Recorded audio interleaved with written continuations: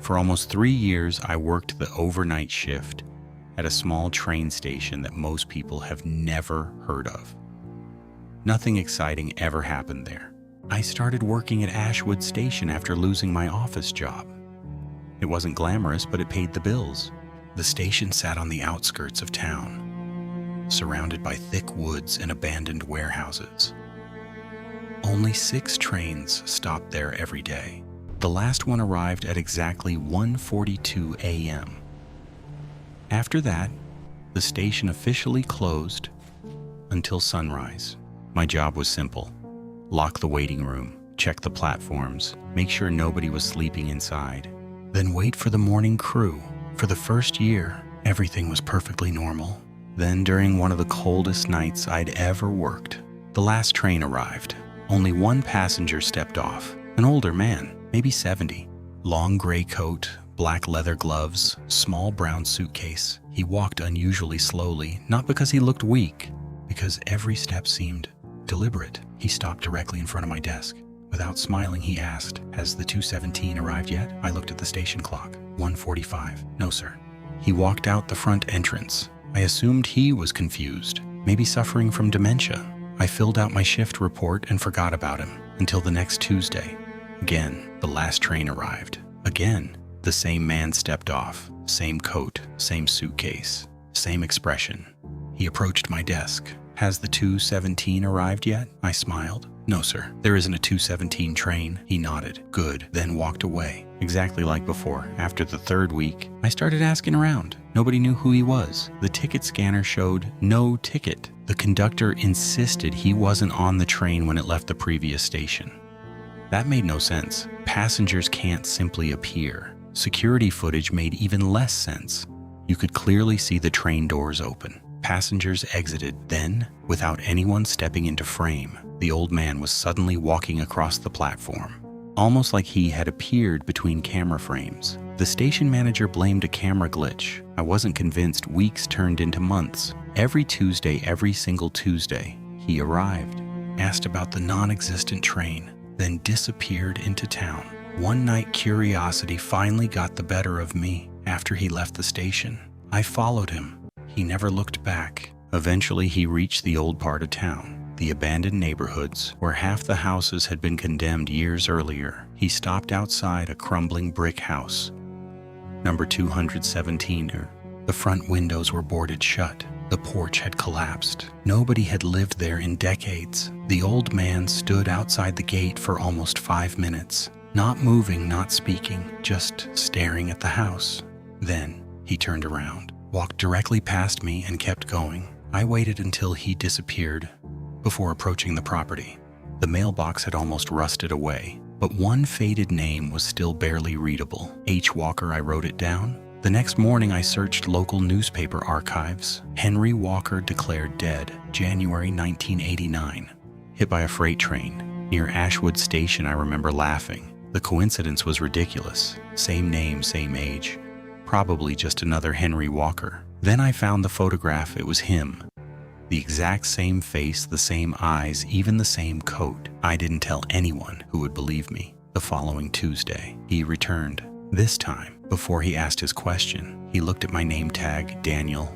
That caught me off guard. I'd never told him my name. "Has the 217 arrived yet?" "No." He slowly nodded, then surprised me by asking another question. "Do you hear it yet?" "Hear what?" He tilted his head. "The whistle." I listened. Nothing. He smiled for the first time. It wasn't friendly. It looked sad. "You will." Then he left.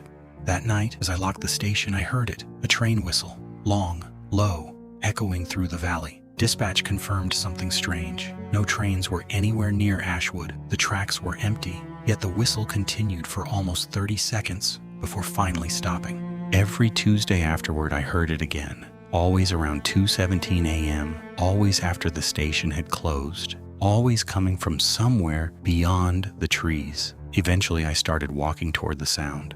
One snowy night, I followed it. Nearly a mile into the forest, the tracks curved through an abandoned section that hadn't been used since the late 80s. That's where I found it. An old signal light, still standing, still somehow glowing red, despite having no power. Beside it were fresh footprints. only one set leading along the tracks. I followed them. The snow was untouched everywhere else. Just those footprints, perfectly spaced, exactly like someone calmly walking home. Then they ended abruptly. There was no turning back, no second trail, no sign of anyone leaving. They simply stopped, as if whoever made them had vanished. The following Tuesday, the old man didn't get off the train. I actually felt disappointed, maybe relieved, maybe both. The next week he returned, but something had changed. His suitcase was gone. He looked exhausted. His face seemed older. He walked up to me and asked, "Has the 217 arrived?" For the first time, he didn't say yet. I answered no. His shoulders relaxed. "Then there's still time," he whispered. Before leaving, he placed something on my desk, an old brass pocket watch, permanently stopped at 217. I picked it up. It was freezing cold. When I looked back up, he was already gone. I kept the watch. I don't know why. Maybe because I wanted proof that he existed. 3 days later, an engineer from the railway company visited the station. He noticed the watch immediately. His face turned white. He asked where I'd gotten it. I told him. He quietly sat down before telling me something I'll never forget. Back in 1989, a freight train lost its brakes. It was scheduled to pass Ashwood at exactly 2:17 a.m. A man named Henry Walker had seen children playing near the tracks. He ran onto the rails to get them out of the way. He saved every one of them. The train killed him instantly. The railway recovered only one personal belonging from the scene. A brass pocket watch stopped forever at 2:17. The engineer insisted that watch had been buried with Henry. I never showed him the identical watch sitting in my hand. A week later, I quit my job, not because of Henry, because of what happened on my final night.